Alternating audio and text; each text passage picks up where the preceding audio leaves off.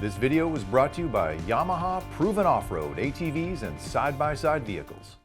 Hey Archery Talk, this is Lucas, and I'm here to talk about the single smallest product I've ever reviewed on the Archery Talk channel, string stops. These ones are from a company called Lucky Stops. They reached out to me a few months back when I got the Bowtech Realm SR6 and the Hoyt Helix Ultra in, and they sent me a couple of different string stop options for both of those bows. And it came in really handy for me, especially on the Realm SR6. I'm a big fan of the Bowtech Realm series, and the SR6 is no different. The one issue I was having with this bow is the valley is really deep, and after shooting the Realm X last year, it's a little bit more aggressive. You have to kind of stay firm against the wall, or it can get a little creepy on you, which I always shoot those kind of bows better. So I was trying to get that same feeling out of the SR6, and these stops did the trick for me.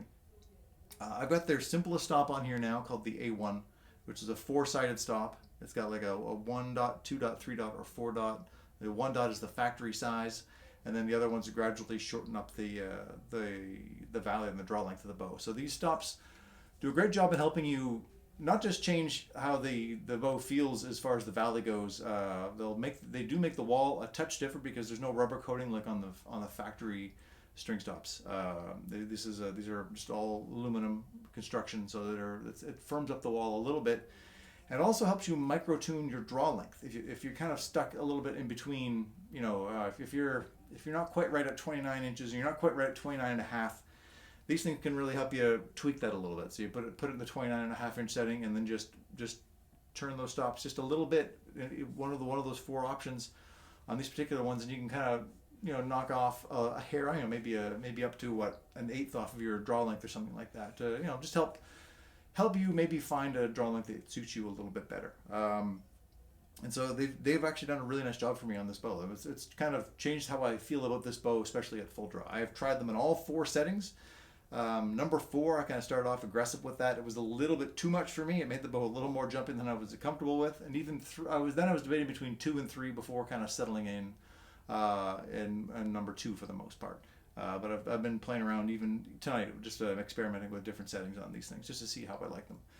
So that's been pretty cool. They sent a different stop over here. This one's called the S1, and these ones are unique in that they're the other ones are kind of 4-sided. This one's just 2-sided, but it's got a total of 16, I believe, different settings in there, and it can get pretty. This one will change your draw length a lot. It wasn't for me, just because I didn't quite like how it was feeling at full draw when I got out of in some of the more extreme settings. That's why I stuck with the A1s for the most part. And I really ended up doing the same thing on the Hoyt Helix, and I'll go grab that right now. So with the Hoyt Helix Ultra, I went with the same style of stops as I have on the Bowtech, a simple 4-sided option here. But they also sent a different option for the Hoyt. And these ones are, again, a little more extreme again, so still 4 or 3 options, top or bottom. But these ones make a much more significant difference in how much the valley is going to change, how much holding weight is going to change, and things like that, and as well as your draw length.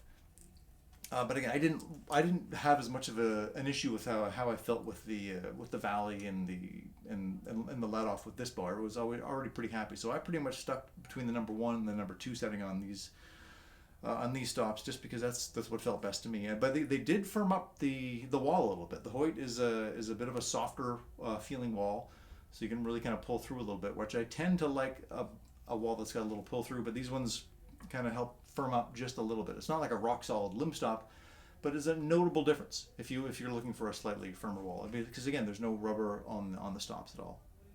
So anyway, it's a simple review here. There's not a lot to say. There's just a couple of different options for you to choose from, and if you just were looking to fine-tune draw length more so than you can with the half-inch increments on most bows, and tweak how your valley feels and how your let-off feels, these are a very interesting way to go. Check out lucky-stops.com for more information. I'll throw a link in the description for you guys. And thanks so much for watching. Please do like, share, and subscribe. It does help the channel an awful lot, and we'll see you again soon.